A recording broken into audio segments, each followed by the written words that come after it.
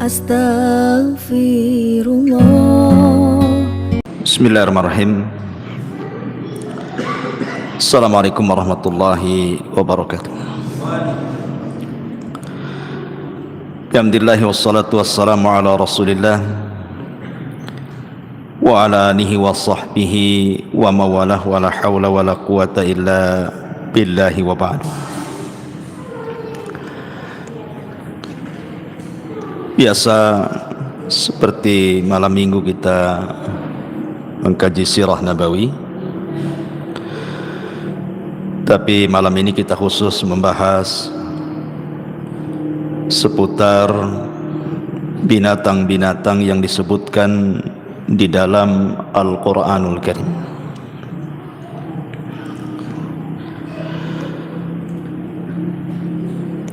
Kemarin ketika terjadi gempa di Turki, ada berita viral. Sebelum terjadi, banyak burung-burung yang kemudian berkumpul dengan kawanannya, seolah-olah burung itu menjadi sinyal akan terjadinya gempa besar di Turki. Sebenarnya fenomena seperti ini sering terjadi. Seperti kita lihat dulu sebelum ada tsunami Aceh, banyak ikan-ikan itu yang ke daratan kan itu. Kebetulan malam ini kita bakar ikan.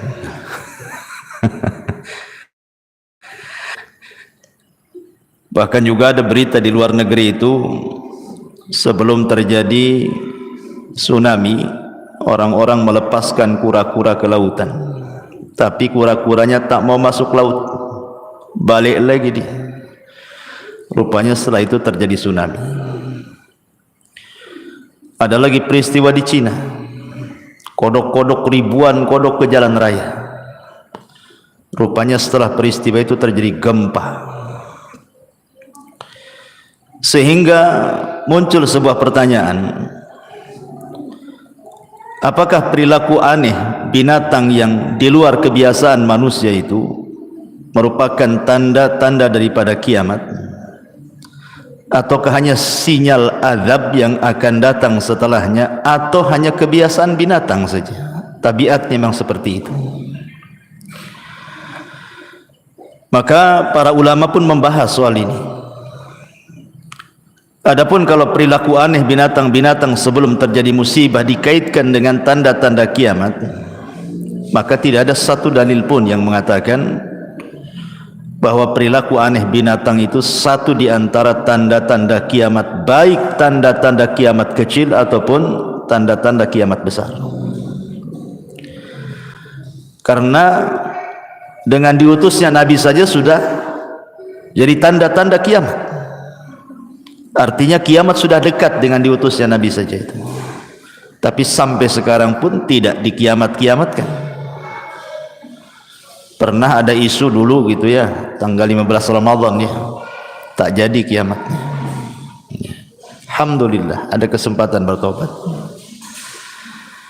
Sehingga ulama mengatakan kalau dikait-kaitkan dengan tanda-tanda kiamat, maka tidak ada satupun nas bahwa perilaku aneh binatang itu kemudian setelahnya terjadi gempa, tsunami atau gunung meletus adalah tanda-tanda kiamat. Kalau kita katakan itu perilaku binatang, masalahnya di luar dari kebiasaan mereka, sehingga memungkinkan boleh jadi dengan adanya binatang yang berperilaku aneh itu bisa juga menjadi sinyal akan datangnya bencana besar. Karena itu yang kita ketahui, jangankan bencana besar, ada seorang ikhwan itu cerita di kampungnya sana. Jadi kalau malam itu monyet tidak berisik, kalau malam itu monyet berisik, itu paginya mesti hujan. Kalau ada suara monyet itu katanya, kalau udah berisik-berisik itu monyet tuh, besoknya mesti hujan katanya. Allahu alam, ini cerita dia ya. Tapi bukan berarti gara-gara berisiknya monyet turunnya hujan, tidak boleh menasabkan hujan kepada berisiknya monyet, ya kan? Itu sama dengan menasabkan hujan kepada bintang, tidak boleh. Syirik kecil itu tidak boleh. Tetapi malam ini saya tidak hendak bercerita soal fenomena itu. Yang ingin saya bahas adalah di dalam Al-Quran itu Allah sebut 27 binatang. Tentu ketika Allah subhanahu wa ta'ala menceritakan soal binatang-binatang ini, bukan berarti kemudian Allah main-mainkan, tidak. Karena Allah tidak menciptakan satu makhluk pun main-main. Ma khalaqta hadza batila. Tidak ada yang sia-sia ciptaan Allah itu. Pasti ketika Allah mencantumkan nama-nama binatang dalam Al-Quran itu, pasti ada ibrah dan pelajaran. Inilah yang kita akan kupas di malam hari ini. 27 binatang yang disebutkan di dalam Al-Quran. Entah sampai jam berapa ini selesainya, ya. Kita ngaji saja kan itu, sambil menunggu yang lainnya. Yang pertama, di dalam Al-Quran Allah subhanahu wa ta'ala menyebut soal Al-Asad. Asad itu apa? Singa. Tetapi dengan bahasa yang lain. Dalam surah Al-Mudaththir ayat 50 sampai 51 Allah mengatakan ka'annahum humurun mustanfirah farrat min qaswar. Seakan-akan mereka keledai-keledai itu seakan-akan mereka keledai liar yang lari terkejut karena di hadapannya ada singa. Jadi terkejutnya keledai sampai lari karena melihat singa. Apa maksudnya di sini? Ayat ini sebagaimana disebutkan dalam tafsir Sahibul Kasyaf, ayat ini menceritakan tentang orang-orang musyrik yang berpaling dari Al-Quran, yang berpaling dari peringatan dan juga nasihat. Jadi orang-orang kafir itu kalau dinasihati oleh Nabi SAW, dibacakan Al-Quran mereka, Allah katakan ka'annahum humurun mustanfirah farrat min qaswara. Seakan-akan mereka keledai liar yang lari kencang karena ketakutan di hadapan mereka ada singa besar. Lihat bagaimana Allah subhanahu wa ta'ala mempermisalkan orang-orang musyrik yang berpaling dari peringatan. Dari sini ada pelajaran bahwa ada di antara kaum muslimin yang kalau dibacakan Al-Quran kepada mereka itu tidak mau, lari mereka. Saya kira kalau Quran dibacakan kepada jin-jin saja yang lari, manusia pun ada yang lari. Nah, cobalah antum, ada orang kumpul-kumpul, orang awam gitu ya, baca tuh surah Al-Baqarah di situ, apa enggak bubar orang kan gitu ya. Ngaji di sini salah tempat kau katanya kan, sana di Darul Ilmi saja kan gitu ya. Enggak mau dia dengar Quran. Rupanya bukan jin saja yang lari, orang pun lari. Jadi ada orang-orang yang berperilaku seperti itu. Dan bahaya ikhwan, orang yang berpaling dari peringatan Allah Azza wa Jalla itu bahaya. Pertama karena akan menjauhkan orang itu dari hidayah. Makanya Allah mengatakan walau alimallahu fihim khairan la asma'ahum walau asma'ahum la tawallaw wa hum mu'ridun.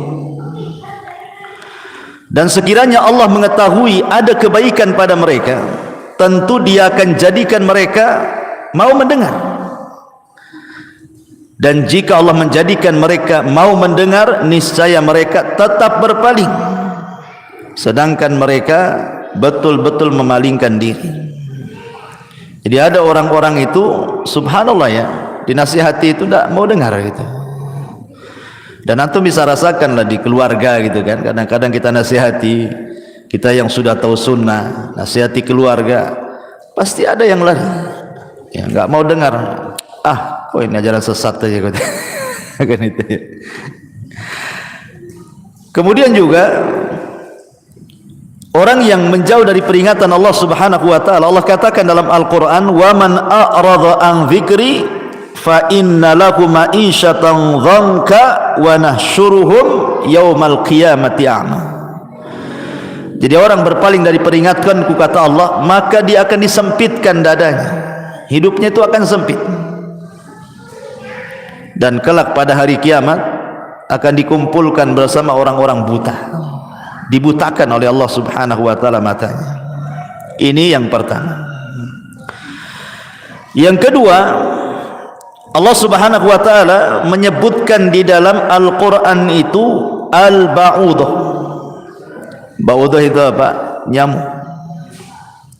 Dan itu disebutkan dalam surah Al-Baqarah ayat 26. Innallaha la yastahi an yadriba mathalan ma ba'udatan fama fawqaha. Sesungguhnya Allah tidak akan malu membuat perumpamaan walaupun dengan seekor nyamuk atau yang lebih kecil dibandingkan nyamuk. Lihat bahasa Quran, ikhwan. Allah menyebut kalimat fauq, fauqaha. Fauq itu artinya di atas. Ya. Setelah diteliti sekarang oleh alat-alat canggih, dalam nyamuk betina, ya, nyamuk itu kan ada dua, ada nyamuk jantan, ada nyamuk betina. Nyamuk jantan itu tidak makan darah, dia makanannya sari-sari bunga. Yang makan darah itu nyamuk betina. Yang suka gigit-gigit antum tuh yang betina tuh. Ya. Rupanya setelah diteliti, dalam kepala nyamuk itu ada nyamuk lagi.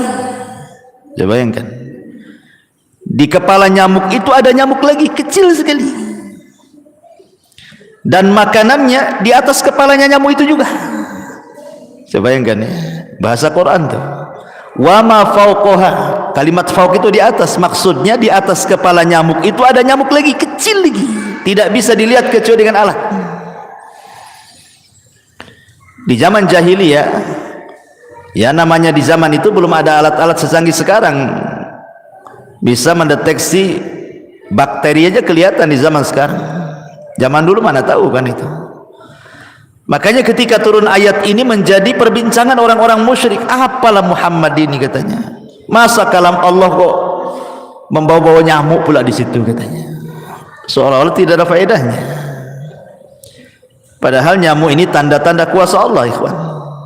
Bayangkan saja, nyamuk itu punya 100 mata, kita aja 2 matanya, nyamuk itu 100 matanya. Giginya 48 gigi, jantungnya 3. Bayangkan, nyamuk itu punya jantung 3, 2 di sayap, 1 di dada. Jadi memang luar biasa. Dan nyamuk itu tidak bisa melihat, gak kayak kita ya, mampu melihat ini. Nyamuk itu tidak bisa melihat, gak kayak kita ya, mampu melihat ini biru, merah, hijau, kuning, pelangi gitu ya. Nyamuk tak tahu warna, tapi dia bisa mendeteksi di mana antum berada, walaupun digelapkan semuanya. Anggaplah gelap, tidak ada penerangan, nyamuk tahu di mana antum. Bagaimana caranya coba? Kita saja digelapkan, antum sembunyi di balik tiang, sudah gelap, tiang pula hitam kan, makin tak tampak. Tapi nyamuk tahu. Kenapa? Karena mereka punya deteksi suhu panas. Radar yang ada di nyamuk itu tidak dimiliki pesawat.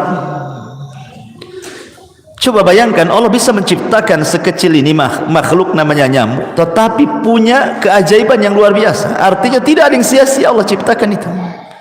Dan itu menunjukkan bagaimana Allah Subhanahu wa taala ala kulli syai'in qadir, mampu atas segala sesuatu, menciptakan makhluk yang luar biasa. Bahkan kalau nyamuk terbang kan antum sering dengar kan suara ngung kan gitu ya. Kok bisa? Lalat aja nggak ada suaranya kalau terbang tuh. Kenapa nyamuk kok bisa ada suara pula? Kan gitu ya. Rupanya menurut penelitian ahlinya nyamukan ahlinya nyamukan. Jadi nyamuk ini per detiknya itu dia bisa mengepakkan 600 kepakan per detik. Bisa bayangkan, per detik 600 kepak. Makanya dia berbunyi. Nyamuk itu berbunyi dia. Gitu kan. Kalau lalat enggak. Ya, kecuali lalat tertentu saja yang bunyi. Ya, itu menunjukkan kuasa Allah Subhanahu wa taala. Subhanallah, ikhwan. Nyamuk ini kalau nyedot, maksudnya nyamuk betina ya, kalau nyedot darah kita, itu tidak langsung dicerna tuh. Dia harus nempel dulu di tembok. Kalau udah nempel di tembok baru dicerna. Sehingga rizki semut itu beda dengan rizki kita. Banyak tantangannya dia. Gigit kita kena tepuk mati. Sekali lolos nempel di dinding kena cecak. Lolos dari cecak kena baygon. Kena raket. Apalagi subhanallah kan. Banyak tantangan nyamuk itu. Tapi bagaimana Allah Subhanahu wa taala menciptakan luar biasa makhluk sekecil ini. Dan tentu ada ibrah di dalamnya. Ya. Ini yang kedua. Yang ketiga, Allah Subhanahu wa taala sebutkan kalimat bighal. Bighal itu ya semacam keledai, tapi bukan keledai, ya semacam keledai. Bighal itu beda. Dan Allah Subhanahu wa taala sebutkan di dalam surah An-Nahl ayat 8. Allah mengatakan wal khayla wal bighala wal hamira litarkabuha wa zina wa yakhluqu ma la ta'lamun. Dan dia telah menciptakan kuda, bighal, keledai untuk kamu tunggangi dan menjadi perhiasan. Allah menciptakan apa saja yang tidak engkau ketahui. Subhanallah, ini nikmat ikhwan. Ada beberapa binatang itu bisa dijadikan tunggangan. Karena di zaman itu kan tidak ada mobil, ya kan, nggak ada kereta, apalagi pesawat gitu ya. Sehingga yang bisa ditunggangi supaya kita tidak lelah berjalan, maka Allah ciptakan di binatang-binatang ini yang bisa kita tunggangi di sini. Ini nikmat dari Allah. Nah, kalau sekarang mungkin dikiaskanlah dengan motor gitu ya, dengan beca motor, dengan mobil, dengan macam-macam lah tunggangan itu.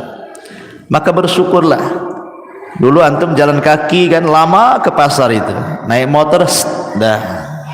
Berapa kilo ikannya? 12 kilo Ustaz. Alhamdulillah, sebentar aja beli ikan.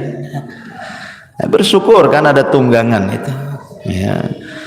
Ini yang kedua. Yang ketiga, ini ketiga. Yang keempat, al-baqaratu, sapi betina. Dan itu disebutkan dalam surah Al-Baqarah ayat 67 ketika menceritakan tentang pembunuhan di zaman Bani Israel. Kemudian mereka datang kepada Nabi Musa untuk disingkapkan siapa pembunuhnya. Maka Musa berdoa kepada Allah dan Allah perintahkan, innallaha ya'murukum an tadhbahu baqarah. Allah perintahkan kalian untuk menyembelih sapi betina. Dan setelah disembelih, dipukulkan kepada orang mati, hidup lagi dia. Kemudian Musa mengatakan, siapa pembunuhmu? Si Anu katanya, mati lagi. Jadi hanya ngasih tahu siapa pembunuhnya, kemudian mati lagi.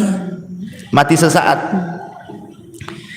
Faedahnya di sini, pertanyaannya, kenapa Nabi Musa memerintahkan menyembelih sapi?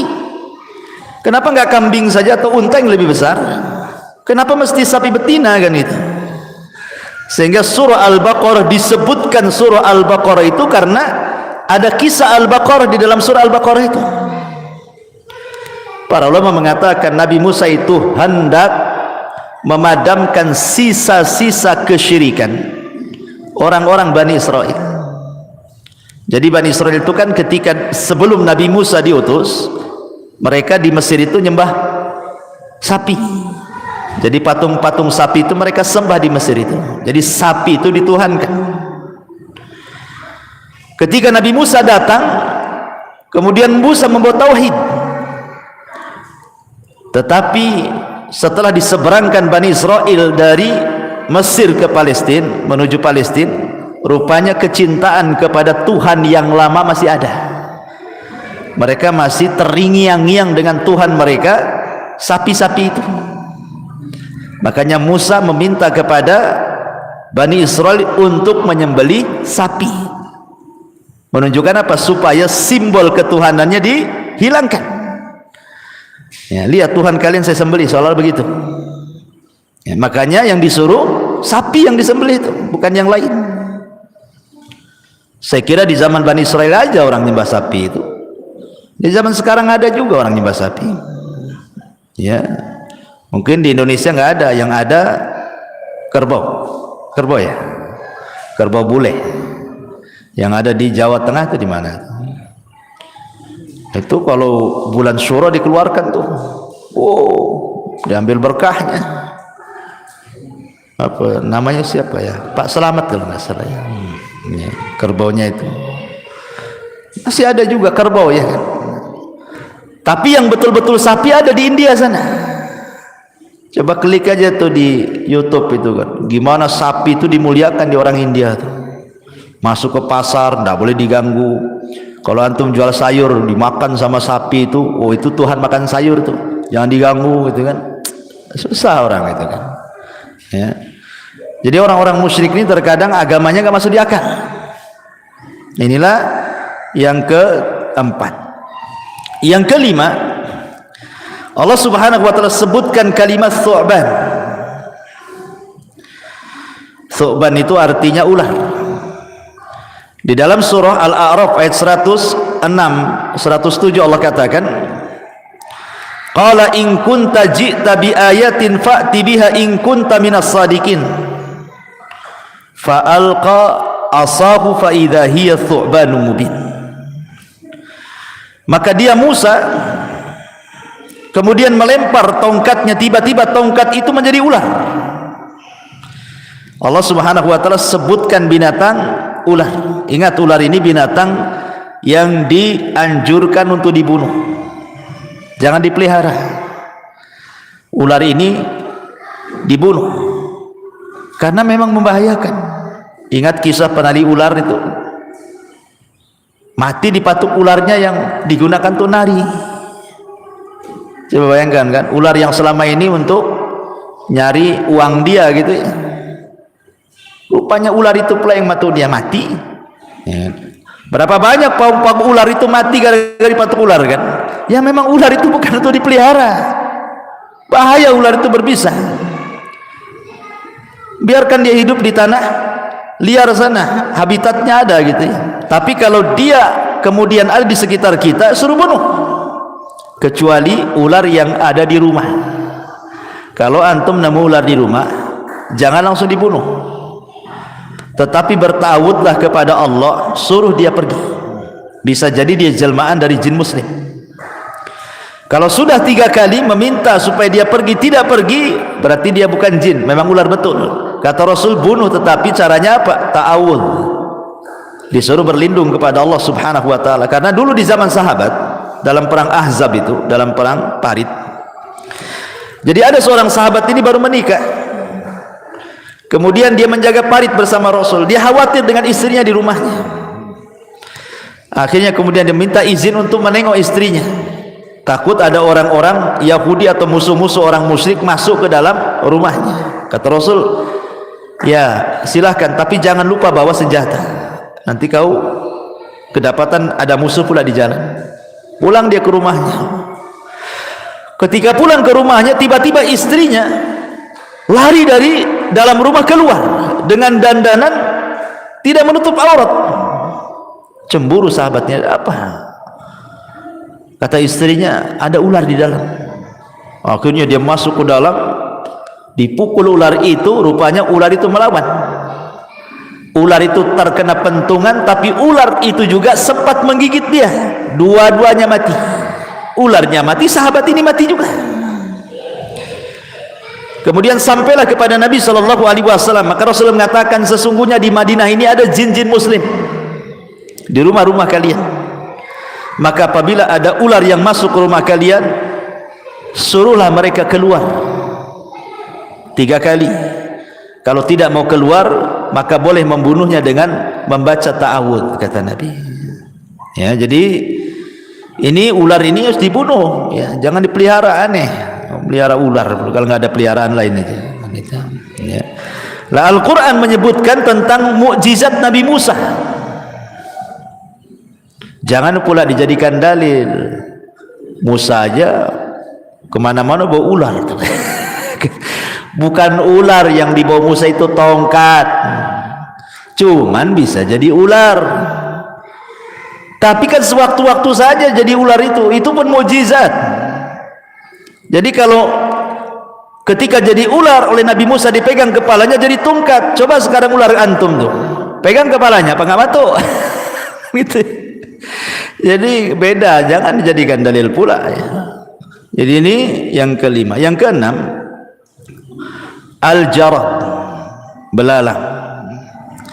Allah sebutkan dalam surah Al-A'raf ayat 133. Fa arsalna 'alaihimut tufan wal jarada wal kummala wad dafadi'a wad dama ayatin mufassalatin fastakbaru wa kanu qauman mujrimin. Maka kami kirimkan kepada mereka angin tufan, belalang, kutu, katak dan darah. Ini adalah mukjizatnya Nabi Musa juga kan.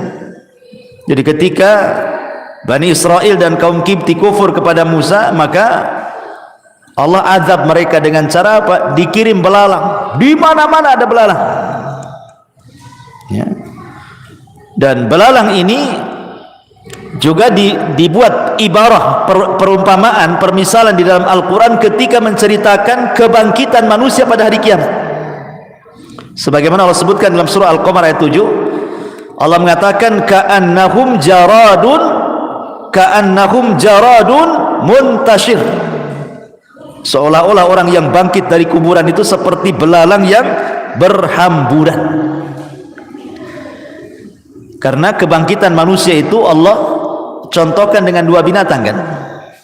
Pertama dengan laron. Al-qari'atu mal qari'ah wa ma adraka mal qari'ah yauma yakunun nasu gimana? Al-qari'atu mal qari'ah wa ma adraka mal qari'ah yauma yakunun nasu kal farash. Nah, di sini ada kalimat farash. Kal farashil mabthuth. Farash itu artinya laron. Antum tahu laron kan? Kalau ini lagi hidup musim hujan, datang dari sawah-sawah itu kan, menghubungi lampu tuh. Laron itu. Lihat cara terbangnya laron. Itu nggak ada aturan. Laron tuh tabrak-tabrakan dengan kawannya biasa tuh. Paginya bersera tuh sayap-sayapnya tuh. Dia pun jatuh. Karena nggak beraturan laron itu.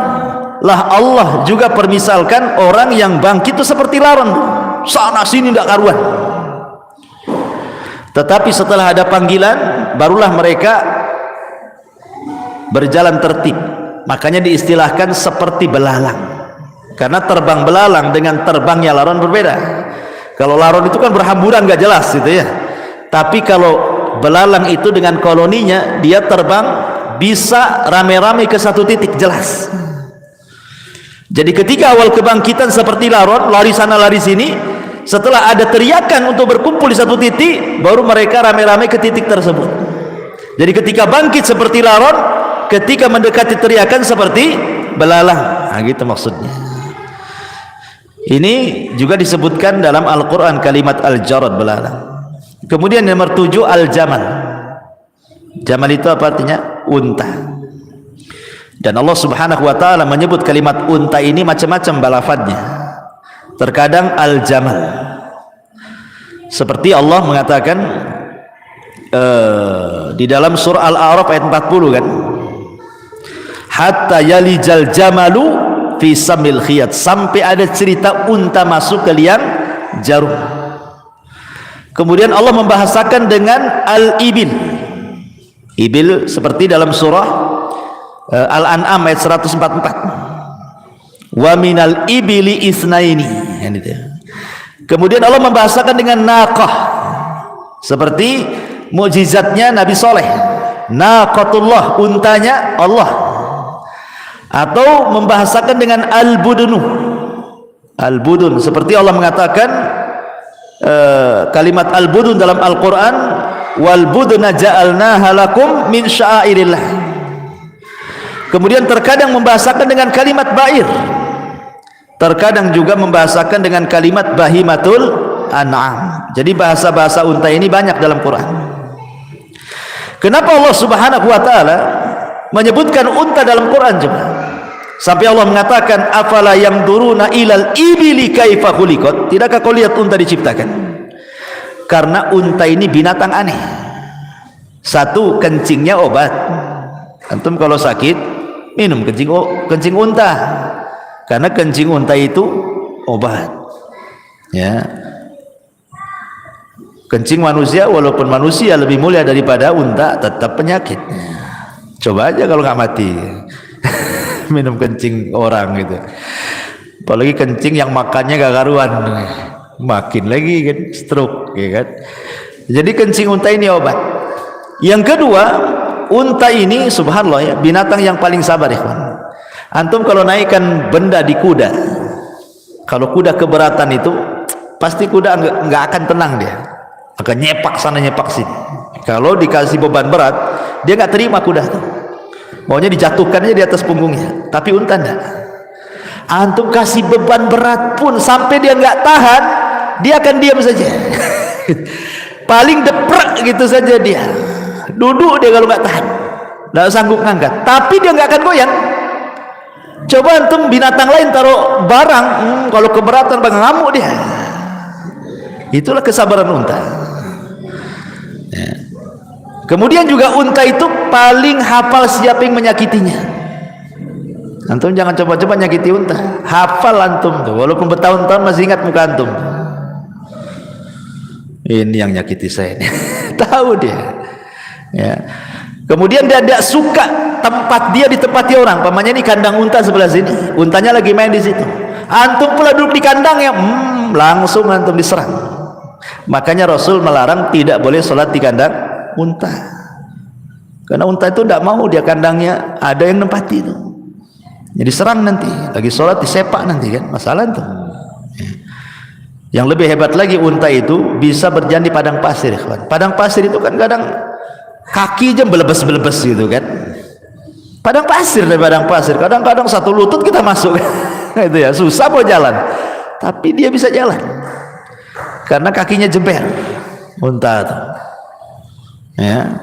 Maka itu ada istilah itu, kalau kaki jeber orang desa nih katanya. Karena orang desa kan suka jalan, sehat ya. Ya, kalau orang kota nggak pakai sandal aja langsung balik lagi ke rumah. tak kuat karena panas ya, makanya mudah sakit. Lihat orang desa itu subhanallah sehat-sehat ya, kuat-kuat mereka kakinya. Lah unta itu diberikan kemampuan bisa berjalan di padang pasir. Yang lebih hebat lagi, 3 bulan tak minum tak mati, karena dia nyimpan air. Jadi sekali minum banyak, supaya disimpan sama dia dalam tubuhnya. Jadi 3 bulan tak minum pun tak mati dia. Makanya kalau orang kemudian punya unta lari ke padang pasir, dicari dianya mati, untanya masih hidup. Dianya udah kehausan di tengah padang pasir, 3 hari tak minum gak mati. Unta lo panas-panas di padang pasir biasa aja dia. Nah, itulah keajaiban unta. Makanya Allah sebut dalam Quran ya. Kemudian juga yang nomor berapa? Nomor 9. Nomor 8 ya. Yang nomor 8 al-hut. Al-hut. Hut itu ikan paus, ikan besar.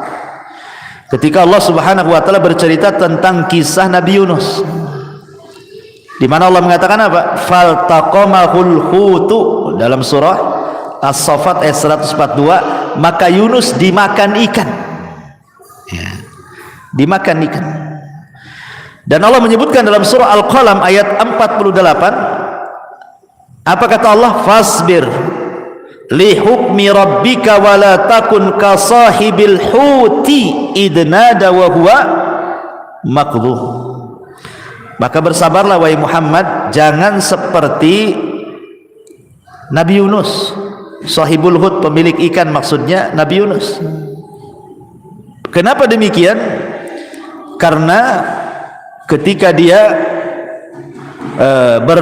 berdoa iznada, ketika dia berdoa wahwa maqdhum, ya, dalam kondisi marah. Artinya Rasul itu seolah dikatakan, wahai Muhammad, bersabarlah, bersabar kalau memang ada ujian dari kaummu, kau disakiti, kau dihina, engkau diintimidasi atau apa namanya, sabar. Jangan seperti Yunus. Yunus nggak sabar dia dengan kaumnya, malah mendoakan doa kehancuran kan. Akhirnya dia meninggalkan kaumnya sebelum diizinkan Allah. Seolah-olah menegur Rasulullah, jangan kau seperti Yunus gitu. Makanya kata Allah, kalau seandainya Yunus bukan termasuk ahli tasbih, tentu dia tidak akan diselamatkan dari perut ikan itu. Karena Yunus bertasbih, gimana tasbihnya? La ilaha illa anta subhanaka inni kuntu minadh dhalimin. Kemudian yang nomor 9, al-himar, keledai. Dan itu Allah sebutkan dalam surah Al-Jumu'ah ayat 5. Mathalul ladzina hummilut taurata thumma lam yahmiluha kamathalil himar yahmilu asfara.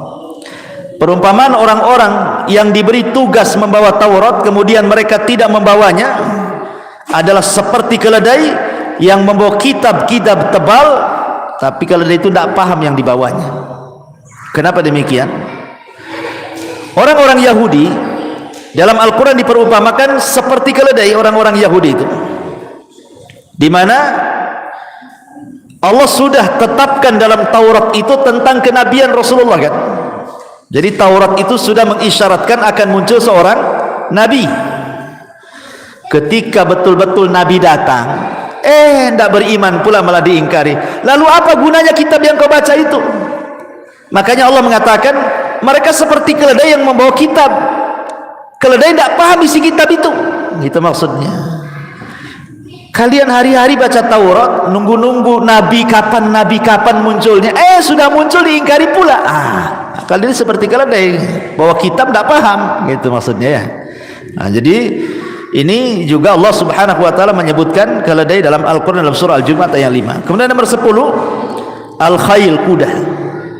Dan itu Allah sebutkan dalam surah Al-Imran ayat 14. Ya, zuyyina linnasi hubbus syahwati minan nisa wal banil wal qanatiril muqantarati minadz zahabi wal fiddah wal khayl. Di sini ada kalimat wal khayl. Khayl itu artinya kuda. Dan juga ketika cerita tentang Nabi Sulaiman dalam surah An-Naml kalau tidak salah kan, Nabi Sulaiman itu melihat kuda terlalaikan sampai terbenam matahari, lupa sholat. Akhirnya besoknya dia marah sama kuda, disembelih semua kudanya.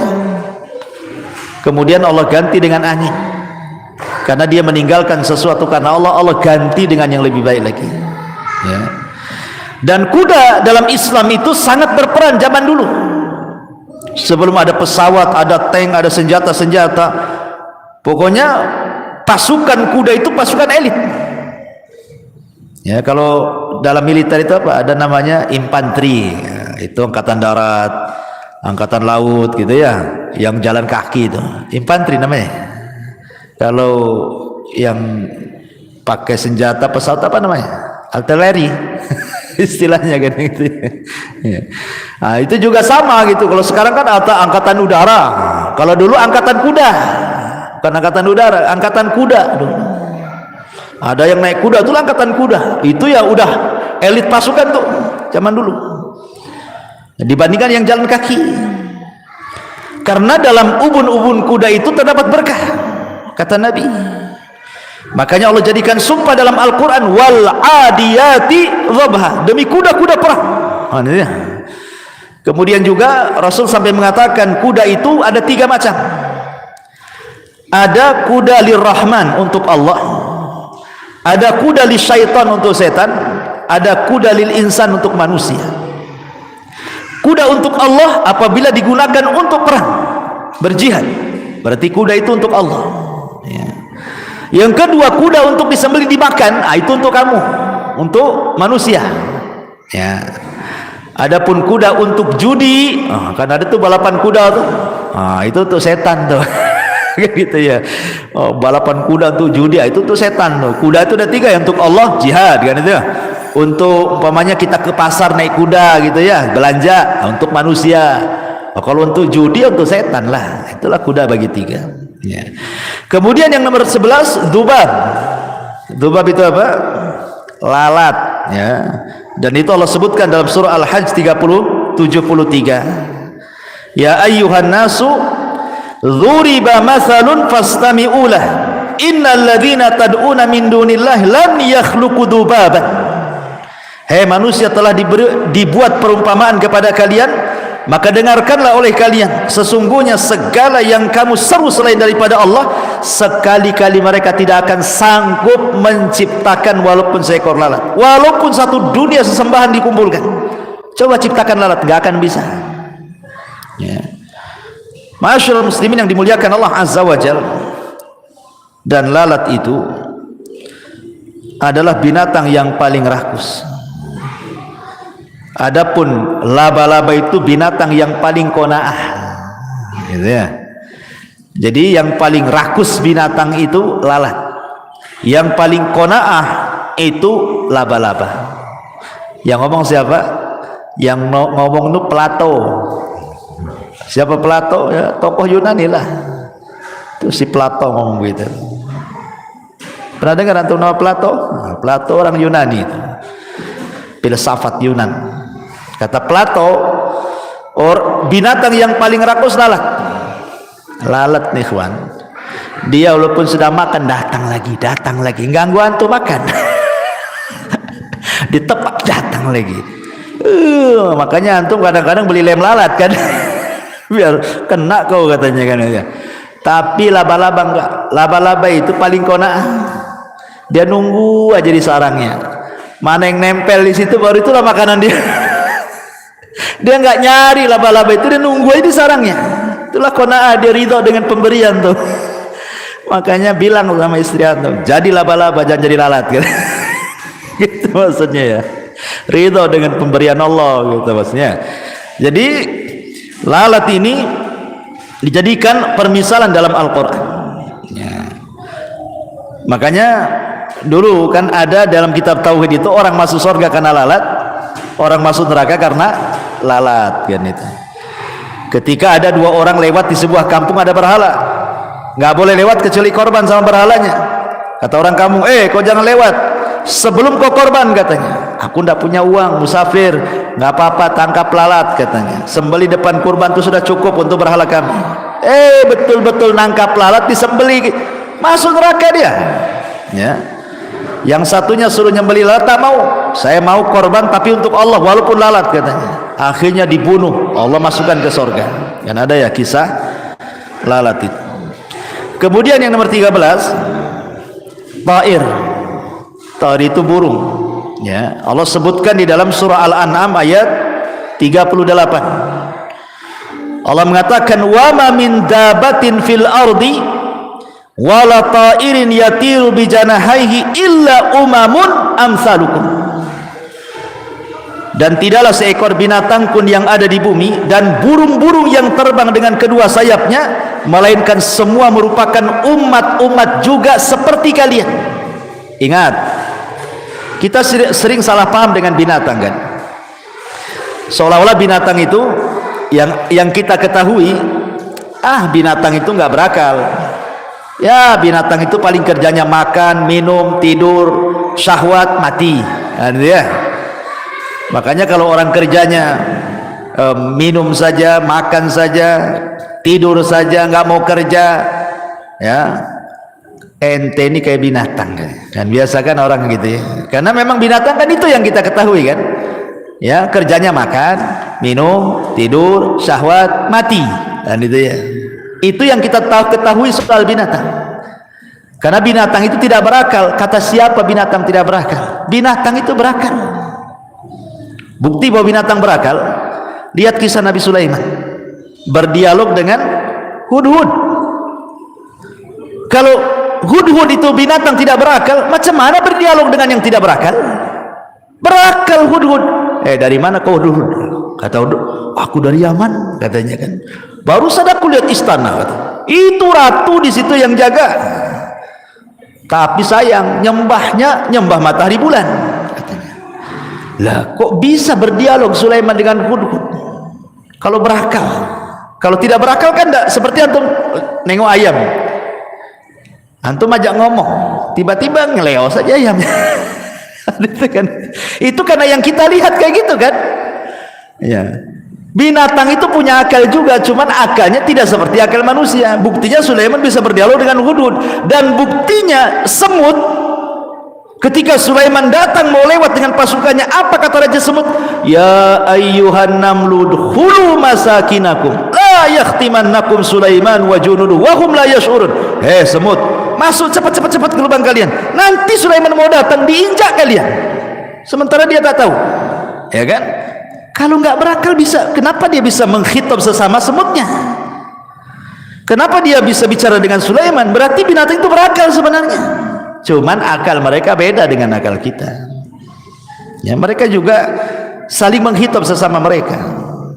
Makanya di sini Allah mengatakan, tidaklah seekor binatang pun dan di bumi, dan tidak pula burung-burung yang terbang dengan kedua sayapnya, melainkan semuanya merupakan umat juga seperti kalian. Umat seperti kalian. Dan burung itu adalah makanan terlezat di zaman Bani Israel yang disebut dengan salwa. Ada manna, ada salwa. Salwa itu sejenis burung, itu makanan lezat dari langit ya. Kemudian yang nomor 14, adh-dha'nu. Dha'nu itu kambing wol ya. Ada maiz kambing kacang, ada adh-dha'nu kambing wol. Kalau bahasa kita ada kambing kacang, ada domba. Nah, itu ya. Kalau domba dalam bahasa Arabnya adh-dha'nu. Kalau kambing kacang dalam bahasa Arabnya disebut maiz. Nah, itu ya. Bahasa Arab juga beda ya. Di dalam surah Al-An'am ayat 143 Allah mengatakan samaniyata azwajin minadh-dha'ni itsnaini wa minal ma'zi itsnaini kul adzaqaraini harrama amil unthayaini mashtamalat alaihi arhamul unthayaini nabbi'uni bi ilmin in kuntum shadiqin. Allah mengatakan dalam Al-Quran, ada 8 hewan ternak yang berpasangan, 4 pasangan, sepasang domba dan sepasang kambing lainnya. Katakanlah, apakah yang diharamkan Allah 2 yang jantan atau 2 yang betina, atau yang ada dalam kandungan kedua betina tersebut?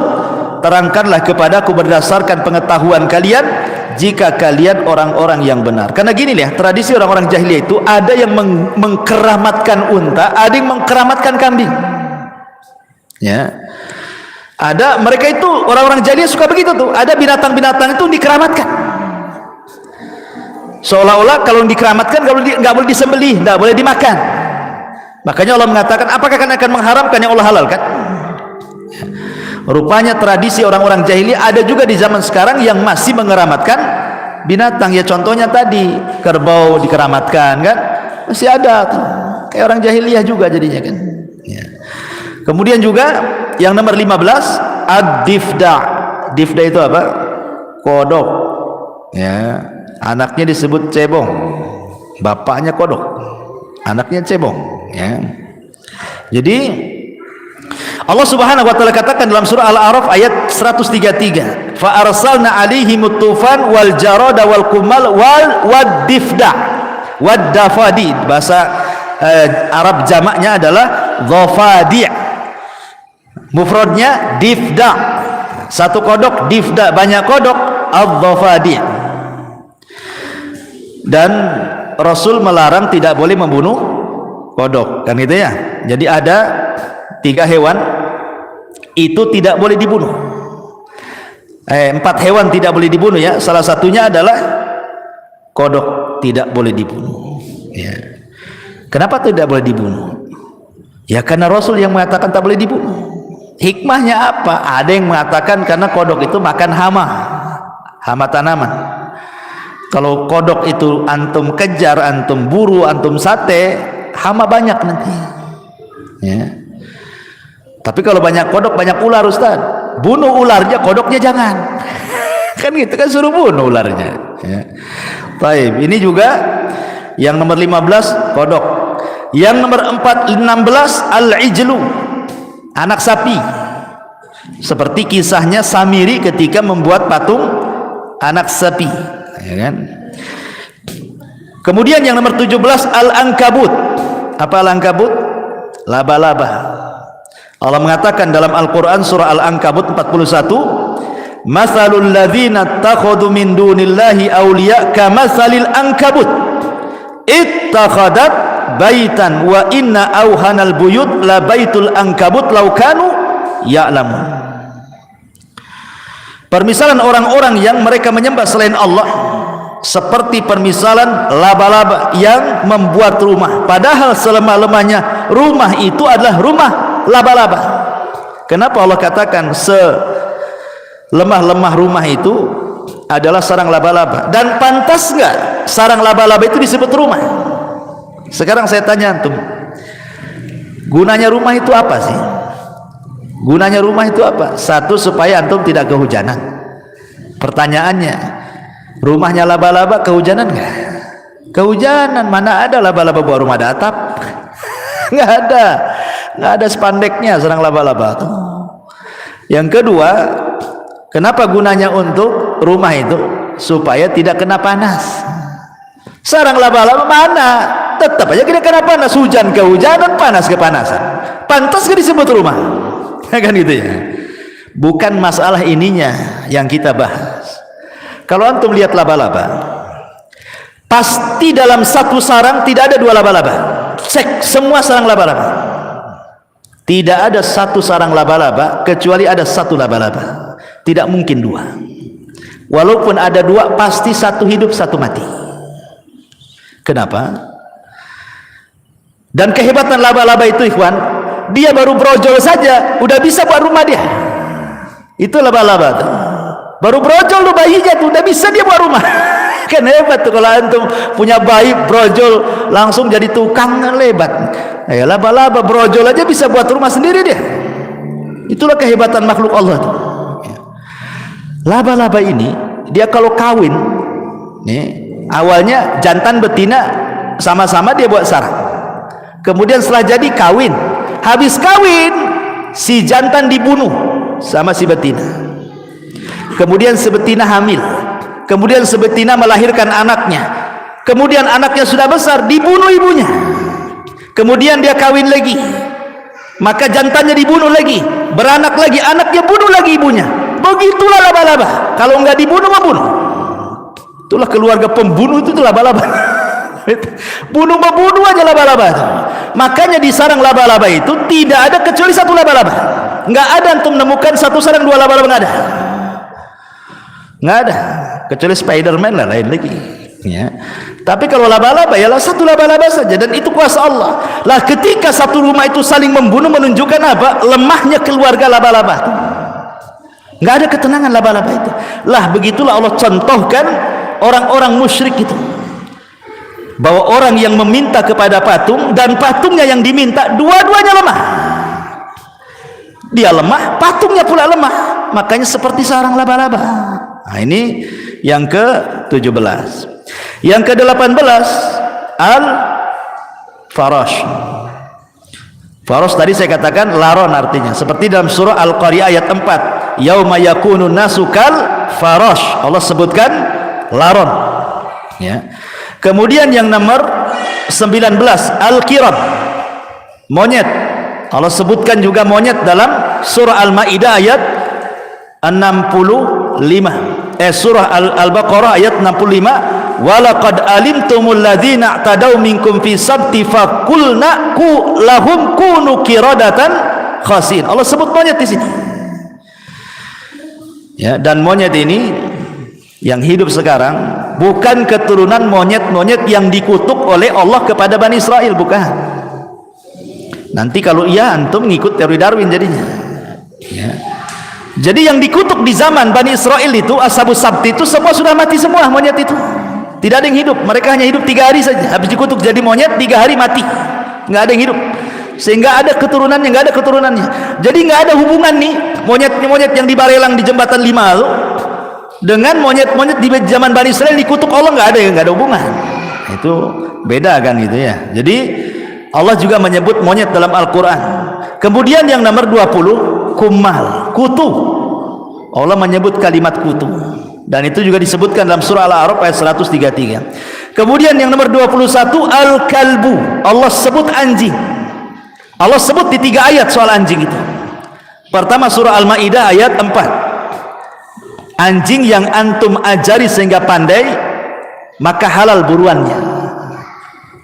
Dengan syarat dia pandai, duduk, lari, berhenti, terkam. Nah, itu pandai namanya. Duduk, berdiri, duduk. Tak bego anjing ini. Dia kalau nerkam tidak boleh halal, enggak halal makanannya karena dia bego. Tapi kalau dia cerdas, duduk, berdiri, terjang, tangkap. Berarti kalau dia berburu pakai basmalah, halal tuh buruannya. Paham ya? Syarat halalnya harus cerdas tuh kambing. Tapi kalau bego, lari, duduk, lari, ini gimana nih anjing nih? Itu tidak halal buruannya karena belum cerdas. Ya. Kemudian yang kedua disebutkan dalam surah Al-A'raf ayat 176 ketika bicara soal Bal'am ibn Ba'urah, seorang ahli ibadah di zaman Bani Israel yang meninggalkan syariat Taurat kemudian berpindah menjadi orang kafir.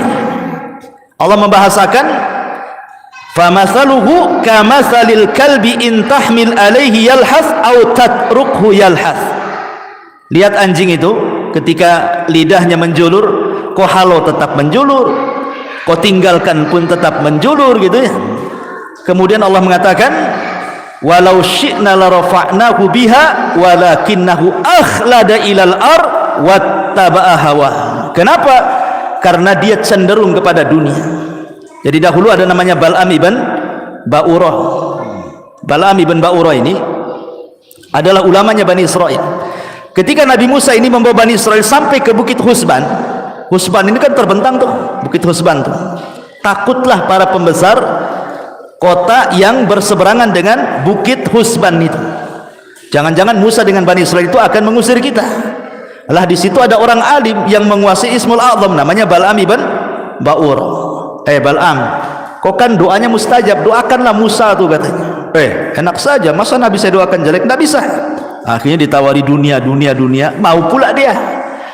Ketika betul-betul mau berdoa kejelekan kepada Musa, keseleo-seleo, kepleset-pleset lidahnya itu, tidak bisa. Akhirnya dia mengatakan khosirat dunya wal akhirat. Dunia sudah rugi, akhirat pula rugi katanya. Akhirnya terjerumus kekufuran kepada sekali gitu. Enggak ada lagi Bal'am, kembali kepada Taurat. Lah Allah mengatakan di sini permisalan Bal'am itu seperti anjing. Nah, di sini disebut kata anjing. Kemudian dalam surah Al-Kahfi ayat 22 disebut anjing juga kan yang menemani Ashabul Kahfi. Ini yang nomor 22. Allah sebut kalimat An-Nakhlah.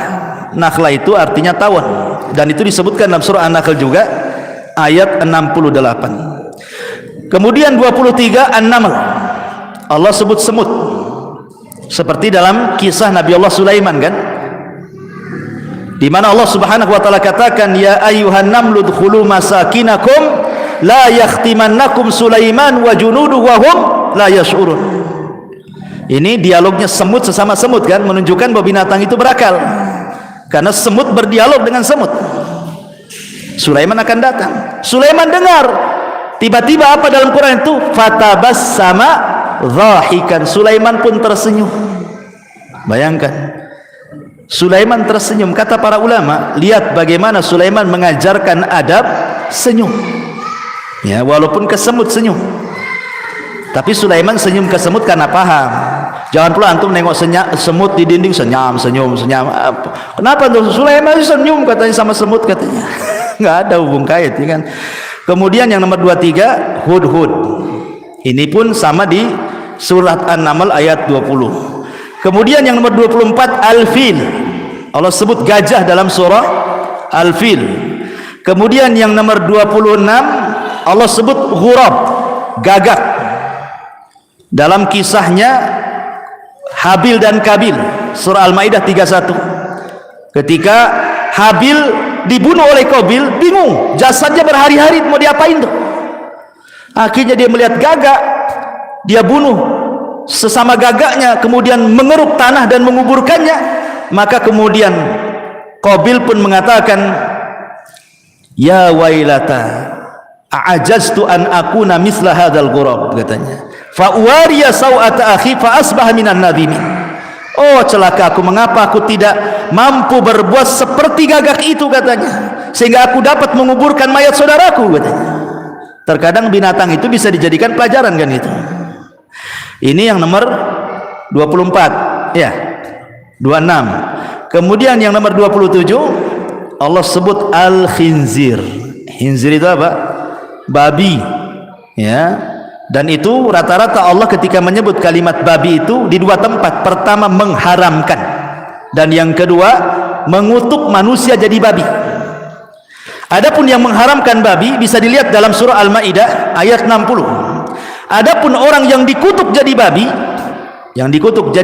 itu di surah Al-Maidah ayat 60-nya. Ya, jadi ada orang-orang yang dikutuk menjadi babi. Siapa orang-orang yang dikutuk menjadi babi?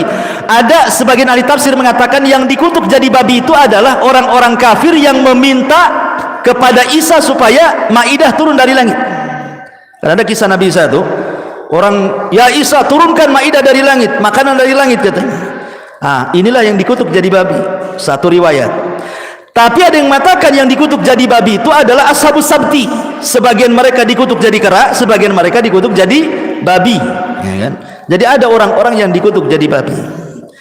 Kemudian di sini ada tambahan, ada namanya, secara umum tidak disebut, tetapi Al-Quran menyebutnya dengan as-sabu. Sabu itu binatang seperti buaya, macan, harimau, itu disebut sabu.